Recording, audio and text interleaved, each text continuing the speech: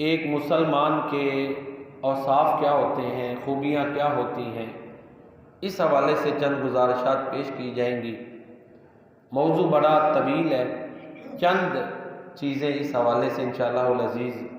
گوش گزار کی جائیں گی۔ جو خوبیاں اور جو اوصاف ایک مسلمان کے قرآن کریم میں بیان ہوئے ہیں یا پیارے نبی کریم صلی اللہ علیہ وسلم کی احادیث اور سنن میں بیان ہوئے ہیں،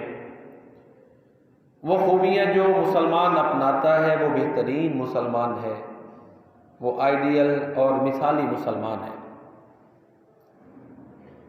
اور ہمیں کوشش کرنی چاہیے کہ ہم انہی اوصاف کو، انہی خوبیوں کو اپنے اندر پیدا کریں، اللہ تعالیٰ سے دعا کریں، اور جتنی زیادہ ہو سکے، ظاہر مکمل تک جانا تو بڑی مشکل بات ہے، جتنی بہتر سے بہتر اپنے اندر بہتری لائی جا سکے، اپنے اندر جو ہے وہ اوصاف پیدا کرنے کی کوشش کی جائے، اتنا یہ مستحسن عمل ہے، قابل تحسین ہے، قابل تعریف ہے۔ موجودہ جو دور ہے یہ ظاہر ہے مادی لحاظ سے ایک مقابلے کا دور ہے، مادیت کے لیے انسان کی دوڑ لگی ہوئی ہے، دنیا کے پیچھے دوڑ لگی ہے، جس طرح کہ پہلے بھی بارہا اس عنوان پر گفتگو ہو چکی ہے کہ چونکہ ہماری زندگی ہی اب مادی بن چکی ہے، فطرت سے کافی دور ہم ہو چکے ہیں، ہماری مصنوعی زندگی ہے، مصنوعی زندگی اس طرح کہ ہمارا رہن سہن جو ہے اس میں ہم نے بڑی مصنوعی سہولتیں اپنے لیے اختیار کی ہوئی ہیں، اور یہ بلکہ ضروریات اب بن چکی ہیں، یہ بجلی ہے، یہ گیس ہے، یہ موبائل نیٹ ورک ہے، اور اسی طرح یہ سواریاں ہیں، ٹرانسپورٹ ہے، بنیادی چیزیں یہ ساری مادی ہیں۔ ان ضروریات کو پورا کرنے کے لیے پھر ظاہر ہے انسان کوشش تو کرتا ہے، اچھی رہائش ہے، بچے اچھے اداروں میں پڑھیں، یہ ساری چیزیں لازمی بن چکی ہوئی ہیں، ہماری تہذیب کا حصہ بن چکی ہیں، معاشرے میں پہچان بھی انہی سے ہوتی ہے۔ اگر کسی نے کو کسی سے رشتہ داری کرنی ہے، معاملات کرنے ہیں، تو یہ چیزیں بنیادی حیثیت رکھتی ہیں۔ اس لیے ہر مسلمان، ہر انسان وہ ان چیزوں کو پورا کرنے کے لیے دوڑ لگا رہا ہے۔ پھر ظاہر ہے جب یہ ہماری چیزیں ترجیحات میں شامل ہیں تو پھر اتنی زیادہ دوڑ اور کمپٹیشن کے باوجود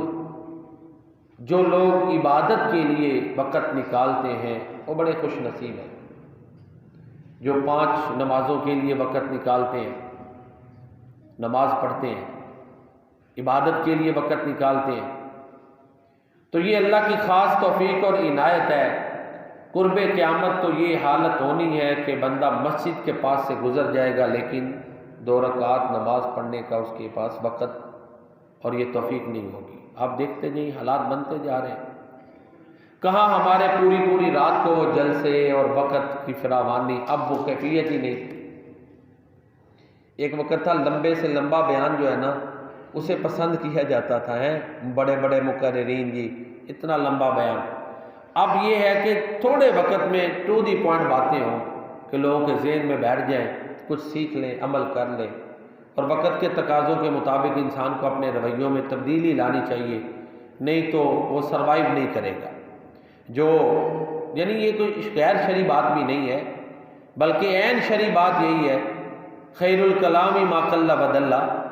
بہترین کلام وہ ہے جو چھوٹا ہو اور دلائل سے مزین ہو، وہ بہترین کلام ہے۔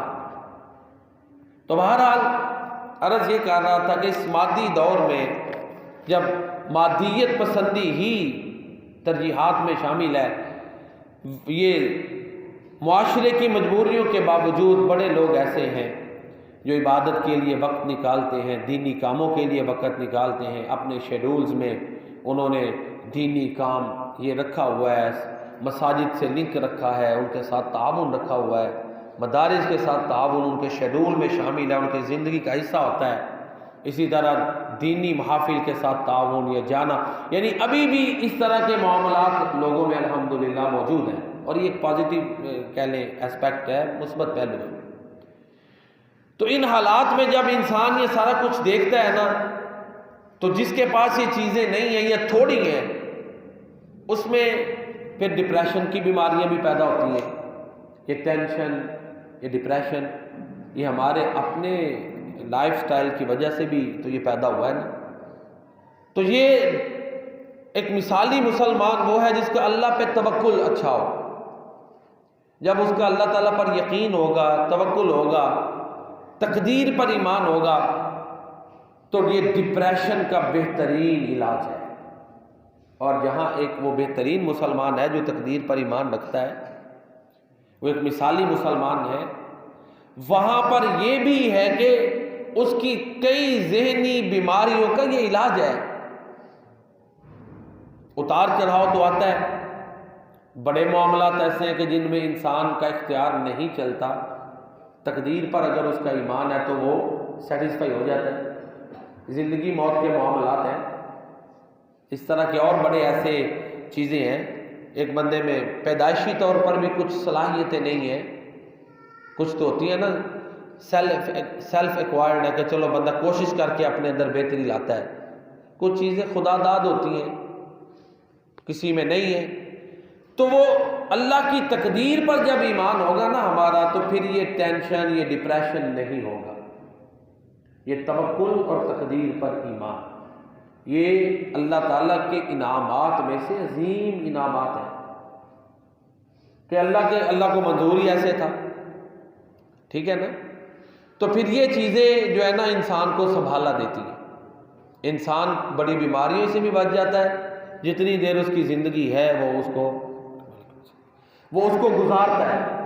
ٹھیک ہے نا، اس بڑی معاملات سے وہ بچ جاتا ہے کہ زندگی مسافر خانہ ہے، جس کا جو نصیبہ لکھا تھا وہ لے رہا ہے۔ تو اس حوالے سے یہ ایک مثالی مسلمان کے لیے یہ ایک خوبی ہے کہ وہ تقدیر پر ایمان رکھے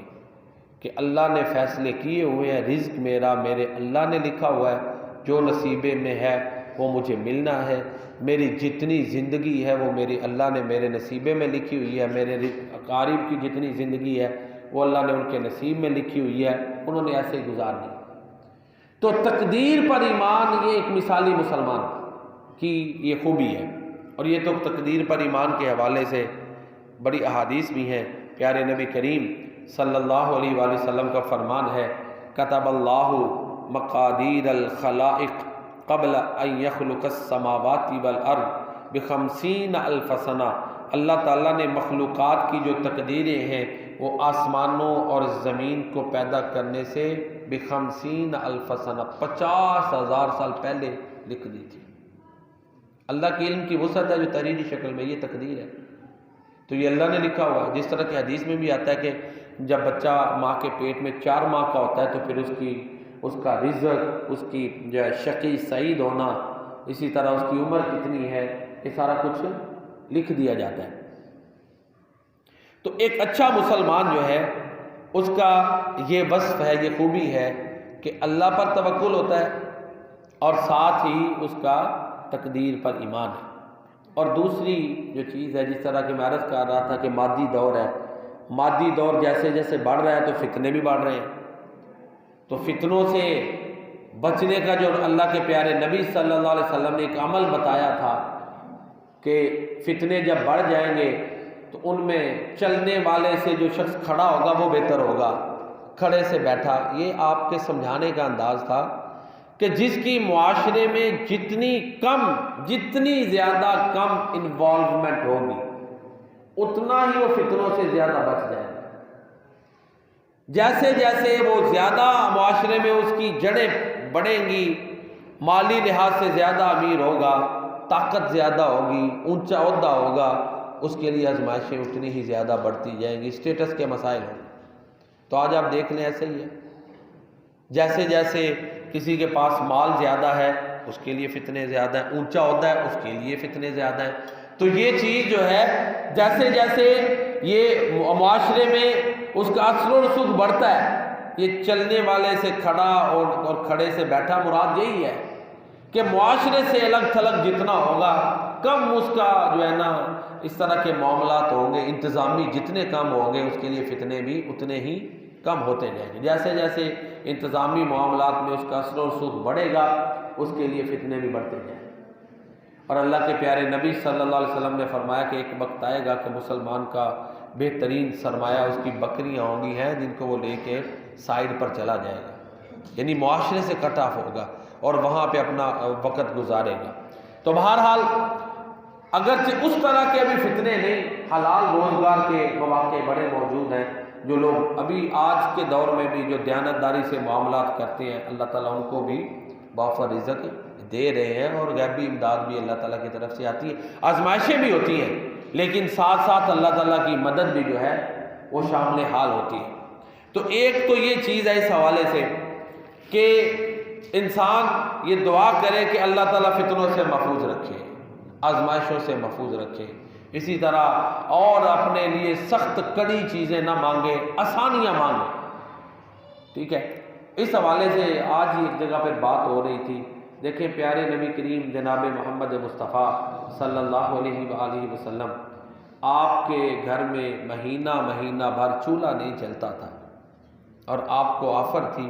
کہ اگر آپ چاہیں تو احد پہاڑ بھی آپ کے لیے سونے کا بنا دیا، یعنی جتنا، لیکن آپ نے فرمایا نہیں۔ پیارے نبی کریم صلی اللہ علیہ وسلم صبر کی منتہا پر تھے، ٹھیک ہے نا۔ آپ کی جو ازواج ہیں انہوں نے بھی ایک وقت آیا کہ انہوں نے خرچے کا مطالبہ کیا نا کہ ہمارا خرچہ بڑھایا جائے، سب اکٹھی ہو گئی۔ پھر وہ پتہ ہے نا ایلا والی آیات اتری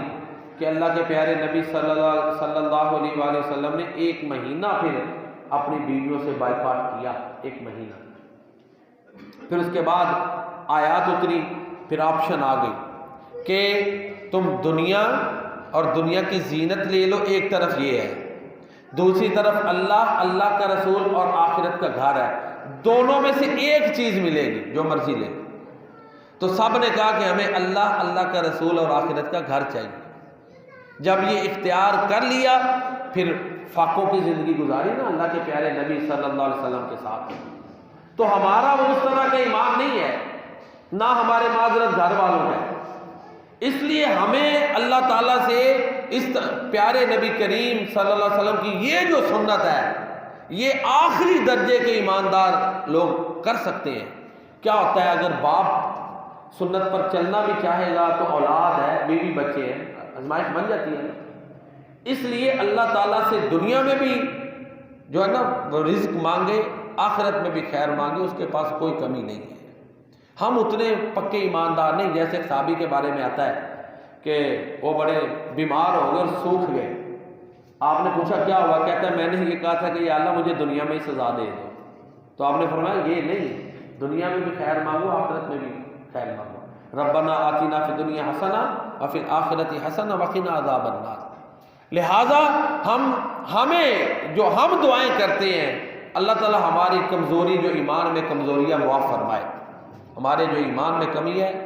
ہم تو ظاہر نچلے درجے کے مسلمان ہیں جو آخری درجوں والے ہوتے ہیں۔ دنیا میں یہ نہ مانگے کہ یا اللہ ساری آزمائشیں دنیا میں دے دے، ساری جزائیں آخرت میں، دنیا میں بھی اللہ سے خیر مانگے، رزق حلال مانگے وافر، ٹھیک ہے نا، اپنی ضروریات زندگی۔ کیونکہ ہم جس طرح میں شروع میں عرض کر چکا ہوں کہ اب تو دینی لوگوں میں بھی خالی دین پیمانہ نہیں ہوتا، وہ بھی دیکھتے ہیں رہائش، معاملات، کاروبار، دیکھتے ہیں کہ نہیں کوئی بھی معاملہ کرنا۔ تو اللہ سے دنیا میں بھی خیر مانگے، آخرت میں بھی، کیونکہ پیارے نبی صلی اللہ علیہ وسلم اور آپ کی ازواج وہ اعلیٰ ترین ایمان کے درجے پر فائز تھے، ان میں یقین کامل تھا، حق الیقین تھا، اس لیے وہ ہر قسم کی قربانیاں انہوں نے پیارے نبی صلی اللہ علیہ وسلم کے ساتھ دی۔ نہ ہمارا ایمان اس طرح کا ہے، نہ ہمارے جو گھریلو معاملات ہوتے ہیں اس طرح کا ہے۔ تو اس لیے دینی کام بھی کرے تو اللہ سے مانگے، دین کو ایک بندہ وقت دے رہا ہے تو اللہ سے دعائیں بھی کرے، اللہ تعالیٰ اس کو ضرور دیں گے جائز ذرائع سے، ٹھیک ہے نا۔ بلکہ حدیث میں آتا ہے، حدیث قدسی ہے کہ اللہ تعالیٰ فرماتے ہیں کہ تو اے میرے بندے، تو میری عبادت کے لیے وقت نکال، اے ابن آدم میں تیرے سینے کو گناہ سے بھر دوں گا اور تیری ضروریات کو پورا کروں گا۔ جب عبادت کرتا ہے یا اللہ کے دین کے لیے کام کرتا ہے تو دنیا بھی اللہ سے مانگے، وہ اللہ تعالیٰ عطا کرنے والے ہیں۔ تو بہرحال تو اس حوالے سے یہ عرض کر رہا تھا کہ اللہ تعالیٰ سے ایک مثالی مسلمان دنیا میں بھی خیر مانگتا ہے حسنہ اور آخرت میں بھی، ٹھیک ہے، اور اللہ تعالیٰ سے مانگتا ہے اور مانگنا بھی چاہیے۔ اس کے خزانے کون سے کم ہیں؟ وہ تو آدم علیہ السلام سے لے کے آخری انسان تلک جو ہے سب کو جو ان کے ذہنوں میں آتا ہے عطا کر دے، تو اللہ تعالیٰ کے خزانوں میں اتنی بھی کمی نہیں آتی کہ جتنی ایک انگشت سمندر کے پانی میں ڈوب جائے اور اس کے ساتھ پانی لگ جائے تو سمندر کے پانی میں کمی آ جائے۔ جائز طریقے سے مانگے، ضرور اللہ تعالیٰ عطا کرتے ہیں، ضروریات اللہ تعالیٰ سے مانگے، آزمائشیں نہ مانگے، ٹھیک ہے نا، اپنے لیے فتنے نہ مانگے، جان اب یعنی اپنے آپ پر ایسی آزمائشیں نہ مانگ لے کہ اپنے لیے اور اپنے گھر والوں کے لیے اور دوسروں کے لیے بھی ایک سخت آزمائش بن جائے کہ وہ دین سے ہی دور ہو جائے، فتنوں کا سامنا نہ کر پڑے۔ کیونکہ ہمارے تو حالات یہاں تک کہ میں کئی دفعہ عرض کرتا ہوں، کوئی مجبوری نہیں ہوتی تھی تو لوگوں کے لالچ کا عالم یہ تھا کہ ڈبل شاہ کو ساتھ جا کے پیسے دے رہے تھے اور اس سے بھی کوئی باز نہیں آ رہا تھا۔ ہم تو چھوٹی سی آزمائش والی پہ بھی نہیں پورے اترتے، ہماری تربیت یا ہمارا ایمان وہ آخری درجے کا ہے۔ تو مثالی مسلمان ایک تو اللہ پہ توکل رکھتا ہے، اللہ تعالیٰ کی تقدیر پر ایمان رکھتا ہے، فتنوں سے بچنے کی کوشش کرتا ہے، دنیا میں بھی اللہ تعالیٰ سے مانگتا ہے، حلال اور آخرت بھی مانگتا ہے، دنیا میں بھی حسنہ مانگتا ہے اور آخرت میں بھی حسنہ مانگتا ہے۔ اور صحابہ کرام پر ایک وقت آیا کہ ایک صحابی غالباً ابو ہریرہ رضی اللہ تعالیٰ عنہ، ایک وقت تھا بڑا اونچا حکومتی عہدہ تھا، مال کی بڑی فراوانی تھی، تو ناک صاف کر رہے تھے تو ساتھ رومال اعلیٰ قسم کا تھا تو رو پڑے۔ کہتے ہیں ایک وقت وہ بھی تھا ابو ہریرہ کہ تیرے پاس کھانے کے لیے کچھ نہیں ہوتا تھا اور بھوک کی وجہ سے غشی آ جاتی تھی، آج دیکھ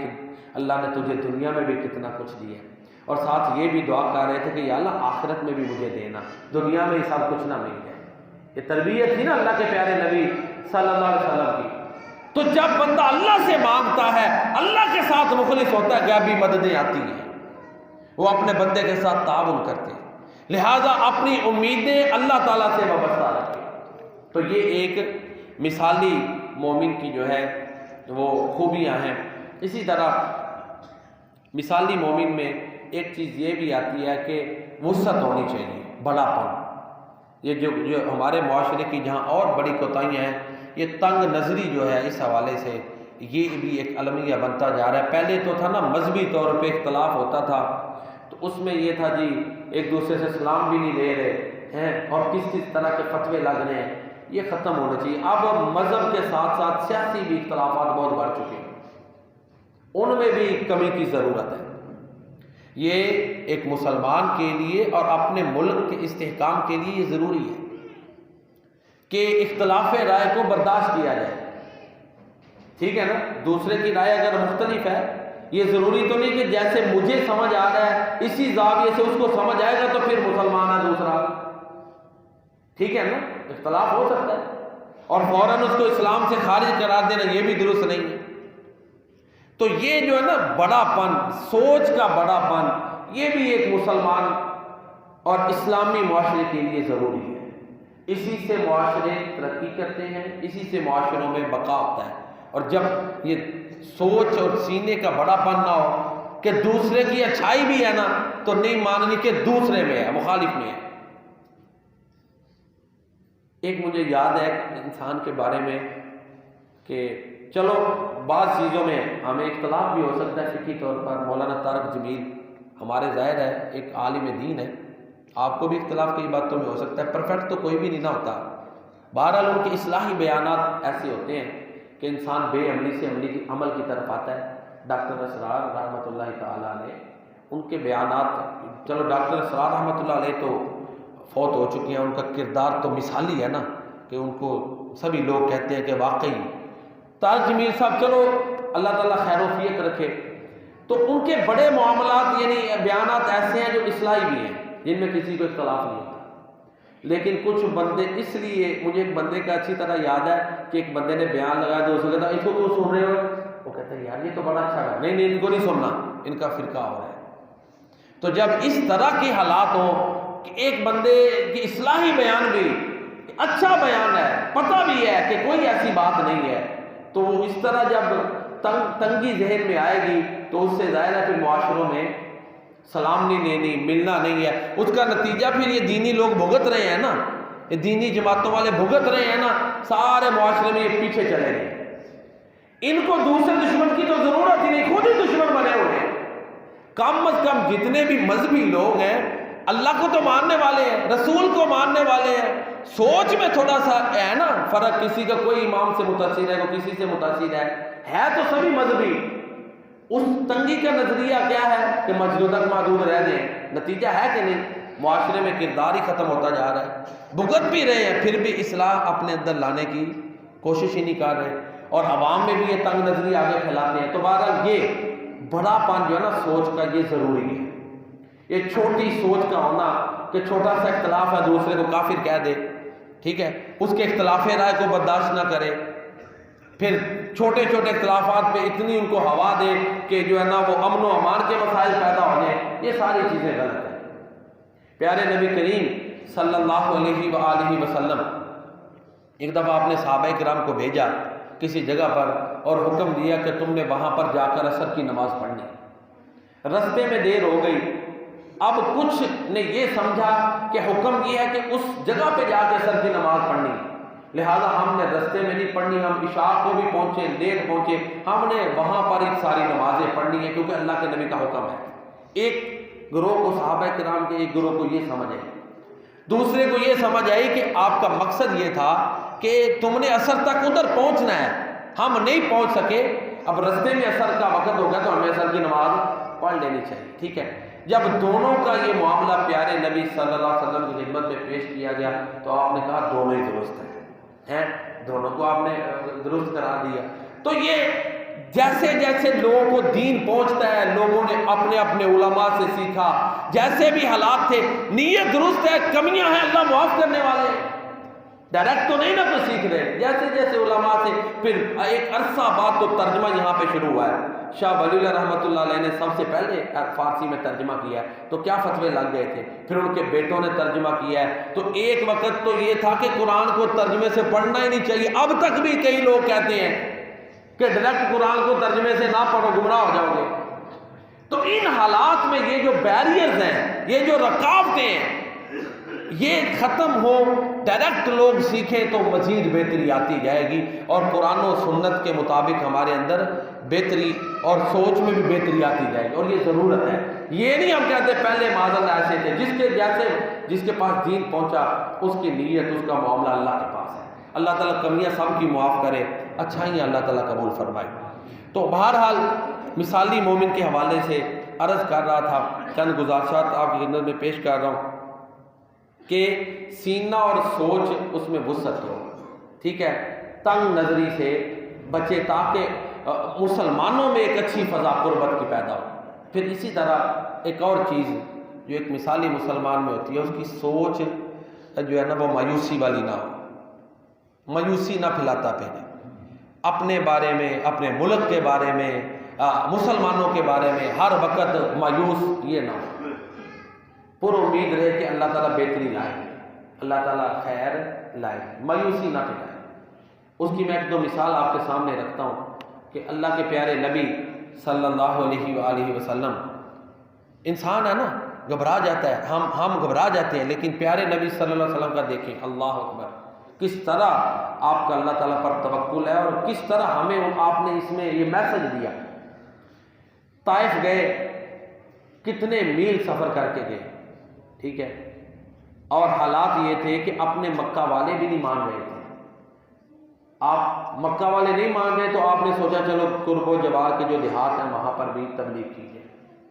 ضروری نہیں کہ اپنا گھر والا مانیں گے تو پھر ہی آگے بات پہنچانی ہے، نہیں، حق پورا ادا کریں، پھر سب کو بتائے، بات دین کی بتانی چاہیے۔ اب پیارے نبی کریم صلی اللہ علیہ وآلہ وسلم جب مکہ مکرمہ سے طائف گئے کچھ دن وہاں پہ قیام کیا، مختلف لوگوں سے ملے بھی، کسی نے بات ہی نہ سنی، کسی نے عجیب و غریب باتیں کی، حتیٰ کہ یہ ہوا کہ انہوں نے اوباش لڑکے اللہ کے پیارے نبی صلی اللہ علیہ وسلم کے پیچھے لگا دیے، انہوں نے آپ صلی اللہ علیہ وسلم کو پتھر مارے، لہو لہان پیارے نبی کریم صلی اللہ علیہ وسلم ہو گئے۔ آپ آئے ایک باغ میں ٹھہرے، حتیٰ کہ جو آپ کے برے بدترین دشمن تھے انہیں بھی رحم آ گیا پیارے نبی صلی اللہ علیہ وسلم کی حالت کو دیکھ کر، کتنی یہ پریشان کن حالات ہیں۔ تو آپ صلی اللہ علیہ وسلم کے پاس فرشتہ آ گیا کہ آپ حکم دیں ان کو دو پہاڑوں کے درمیان پیس کے رکھ دیا جائے، تو اللہ کے نبی پھر بھی مایوسی نہیں، کیا کہا؟ آپ نے دعا کی، یا اللہ ان کو ہدایت دے، ان کو میرے مرتبے کا پتہ نہیں ہے، ان کی نسل میں سے بھی لوگ ہدایت یافتہ ہوں گے، پھر ہوئے۔ یہ ہے ایک پازیٹیو میسج، اتنا بڑا پیغام ہے اس میں ایک دفعہ کسی کو کہوں گا نا یہ درست بات ہے، نہیں مانے گا تو ہم 10 دفعہ منہ پھیر لیں گے، آپ ہے میں ایسے ہی ہے کہ نہیں، مایوس ہو جائیں۔ میں بھی ہے نا، وہ کسی نے کہا نا کیوں گردش مدام سے گھبرا نہ جائے دل، انسان ہو کوئی پیالہ ہو ساغر نہیں ہوں میں، یہ حالات سے انسان گھبراتا بھی ہے، گلے شکوے بھی کرتا ہے، میں اور آپ یہی حالات ہیں ہمارے، کیونکہ ہمارے کیفیات نہیں ہے نا وہ۔ تو یہ دیکھیں مایوسی نہیں پھیلانی، کوشش اسٹرگل جاری رہے، اللہ کے دین کی بات کرتے رہے، کوئی مانتا ہے ٹھیک ہے، کوئی نہیں مانتا ٹھیک ہے۔ ہماری مثال تو ایسی ہونی چاہیے جیسے کہ ہیکر کی ہے، جیسے کو آواز لگا رہا ہے کہ آؤ یہ کام کر، تو کرتا ہے ٹھیک ہے، نہیں کرتا ٹھیک ہے، کام وہ دعوت دیتا رہے، کیوں جی؟ اللہ کے دین کی بات کرتے رہے، لوگوں کو صحیح بات بتاتے رہے۔ قبولیت کا جو ہوتا ہے نا رسپانس وہ بڑا سلو ہوتا ہے، تو مایوسی نہیں پھیلانی، مایوس ہو کے چھوڑ دیں، قسمیں ڈال دیں کہ میں نے تو اس کو ایسے نہیں کرنا، یہ اگر میں کرتا ہوں تو میرے اندر بھی کمی ہے، آپ کرتے ہیں، ہمیں بہتری کی ضرورت ہے۔ اصل بات اللہ اور اللہ کے رسول کی ہے، اس کو فالو کرنا ہے، نہ مجھے نہ دوسرے نہ تیسرے کسی کو، اصل پیروی اللہ اور اللہ کے رسول کی ہے۔ کوئی حجت نہیں ہے، میرے اندر ہزاروں سینکڑوں خامی ہیں، وہ کوئی نہیں، اصل چیز اللہ اور اللہ کے رسول کی۔ پیغام دیکھیں قرآن کا مانیں، پیغام دیکھیں اللہ کے پیارے نبی صلی اللہ علیہ وسلم کا، اس کو مان لیں، ٹھیک ہے نا؟ یہ میرا بھی یہ رویہ ہونا چاہیے، آپ کا بھی ہونا چاہیے۔ تو بہرحال ایک چیز مثالی مسلمان میں یہ ہوتی ہے کہ وہ اللہ تعالیٰ کی رحمت سے مایوس نہیں ہوتا، یہ کیفیت نہیں ہوتی کہ میری اللہ نے نہیں سنی۔ دیکھیں حضرت زکریا علیہ السلام ہیں، بوڑھے ہو گئے تھے، اولاد نہیں تھی نا، لمبا عرصہ دعا کرتے رہے، تو سورہ مریم کے آغاز میں اللہ تعالیٰ نے آغاز کیسا کیا ہے؟ ان کا عقیدہ بیان کیا، ساتھ اعتقاد زکریا علیہ السلام کا۔ اللہ تعالیٰ فرماتے ہیں کاف ہا یا عین صاد ذکر رحمت ربک عبدہ زکریا اذ نادى ربہ نداء خفیا۔ آگے کیا کہتے ہیں؟ ولم اکن بدعائک رب شقیا۔ اللہ اکبر۔ اللہ کہتے ہیں یہ جو اب ہم آپ کے سامنے بیان کرنے لگے ہیں اے محمد صلی اللہ علیہ وسلم، آپ کے رب کی رحمت کا ذکر ہے، یہ جو آپ کے رب نے، دیکھیں اللہ تعالیٰ نے صرف آپ کو کہا، رب بھی کہا، اے محمد آپ کا رب صلی اللہ علیہ وسلم، یہ محبت کی علامت ہے۔ بڑے مقامات ایسے ہیں جہاں صرف اللہ نے کہا اے محمد کریم آپ کا رب، اس کی قسم آپ کے رب کی رحمت کا ذکر اس کے بندے زکریا علیہ السلام پر، جب انہوں نے چھپا کے اللہ کی بارگاہ میں دعا کی، مانگ رہے ہیں، اپنی حالت بھی بیان کر رہے ہیں، یا اللہ ہڈیاں کمزور ہو چکی، بال سفیدی سے چمک رہے ہیں، لیکن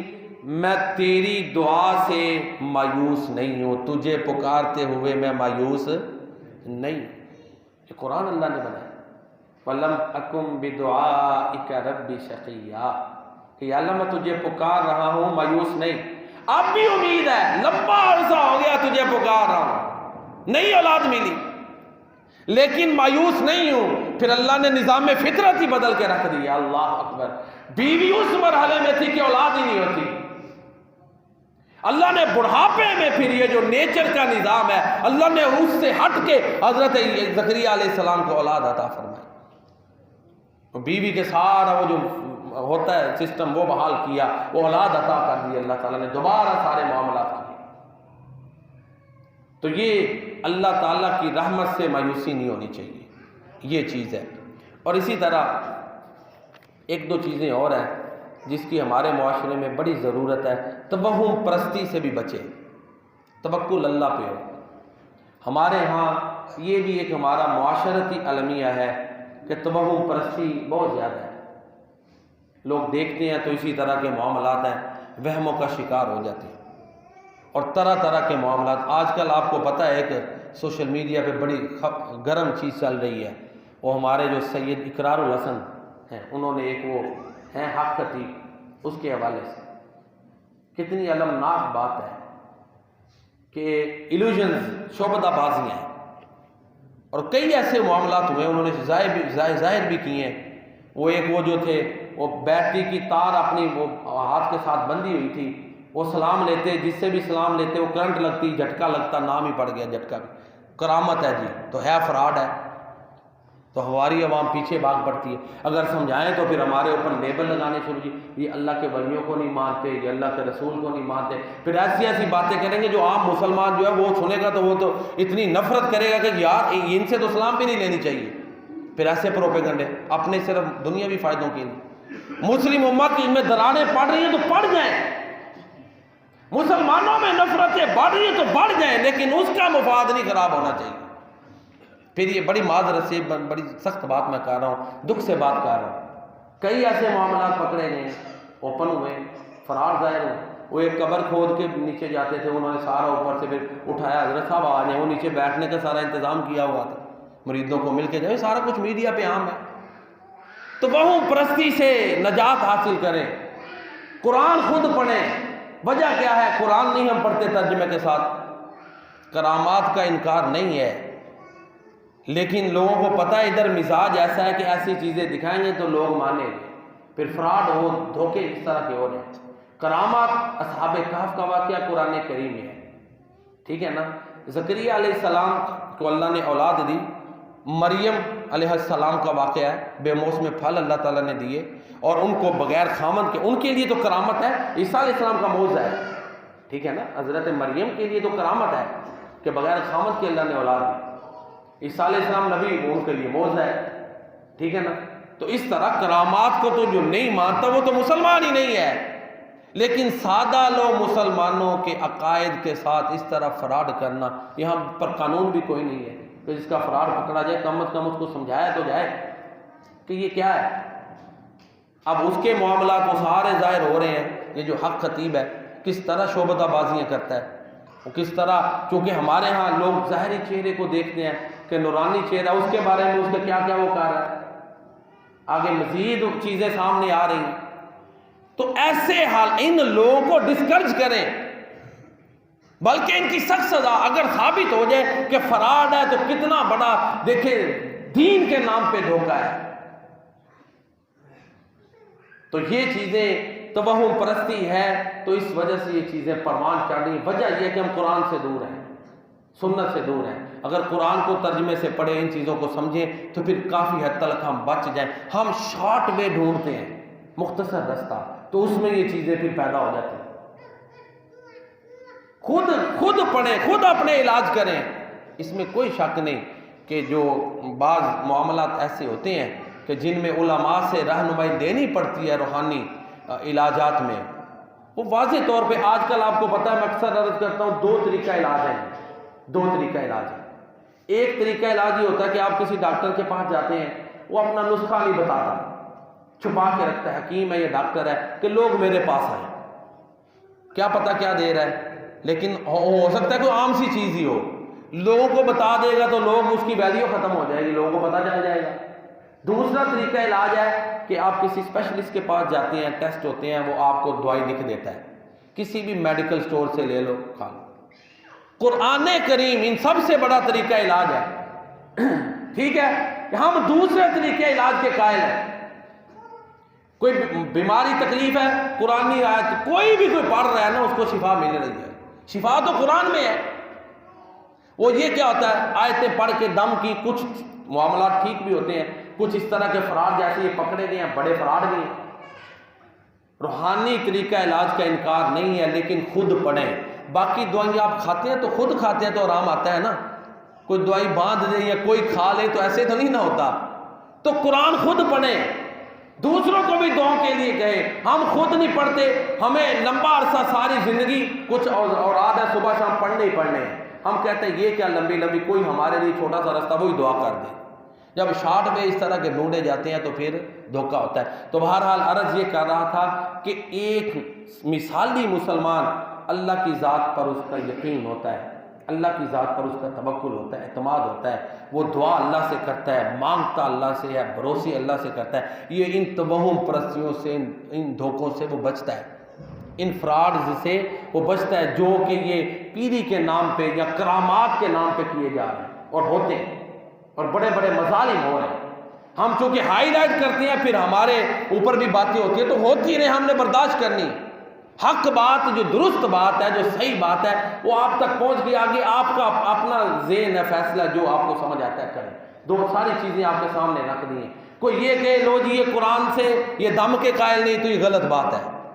دم کے ہم کیوں نہیں قائل ہیں؟ قرآن سے شفا پڑھیں، سورہ فاتحہ ہے، سورہ آیت الکرسی ہے، سورہ فلق ہے، ناس ہے، پورا قرآن شفا ہے۔ جو ان سی مرضی آیتیں صورتیں پڑھیں، آپ علاج کریں، برکت کے لیے پڑھیں، خود پڑھیں،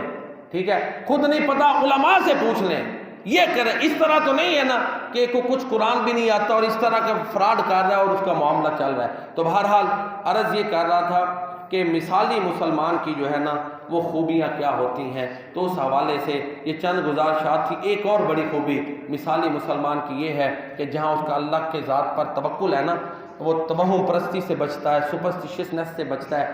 وہاں پر اس کے اندر شکر گزاری کے جذبات ہوتے ہیں، وہ شکر گزار ہوتا ہے، اللہ کا بھی شکر ادا کرتا ہے، لوگوں کا بھی شکریہ ادا کرتا ہے، اللہ کا شکر اور لوگوں کا شکریہ، کیونکہ پیارے نبی کریم صلی اللہ علیہ وسلم نے فرمایا من لم یشکر الناس لم یشکر اللہ، جو لوگوں کا شکریہ ادا نہیں کرتا وہ اللہ تعالیٰ کا بھی شکر ادا نہیں کرتا۔ تو یہ عاجزی کی علامت ہے، جب کسی کا شکریہ کوئی ادا کرے گا، اٹ مینز کہ اس نے اس کا احسان مان لیا، اس کا مطلب یہ ہے کہ اس نے اس کا احسان اور نیکی مان لی، تبھی شکریہ ادا کر رہا ہے۔ جب مان لیا تو اس کا جو اپر لیول ہے ذہنی وہ ختم ہو جائے گا۔ تو یہ چند خوبیاں تھیں جو بندہ مومن میں اور بندہ مثالی میں ہونی چاہیے۔ خلاصہ سن لیں، اللہ کی بنائی ہوئی، اللہ کی جو تقدیر ہے اس پر ایمان ہو کہ جو نصیبے میں لکھا ہوا ہے اللہ کا، تقدیر پر ایمان، جس کی جتنی زندگی ہے اتنی ہے، جو میرے نصیبے میں رزق ہے اتنا ہی ہے، تقدیر پر ایمان، اور اس سے بندہ بڑی ڈپریشن سے بچ جاتا ہے۔ یہ مثالی مومن کی خوبی ہے کہ وہ اللہ کی جو تقدیر ہے اس پر ایمان رکھتا ہے، اللہ تعالیٰ پر توکل رکھتا ہے،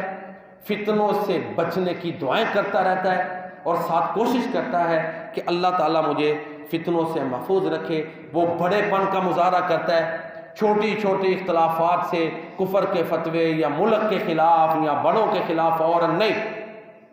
وہ ان چیزوں سے بچ کے بڑے پن کا مظاہرہ کرتے ہوئے اختلاف رائے کو بھی برداشت کرتا ہے، پھر مذہبی طور پر بھی، سیاسی طور پر بھی، ذات پات کے لحاظ سے بھی بڑے پن کا مظاہرہ، اور یہ ملک کے بقا کے لیے بھی ضروری ہے، ہمارے معاشرے کے بقا کے لیے بھی ضروری ہے، اور یہ ایک مثالی مسلمان میں یہ چیز پائی جاتی ہے، جس طرح کہ میں نے حدیث بھی بیان کی کہ صحابہ کرام کے دور میں دونوں چیزیں تھیں، آپ نے درست قرار دی۔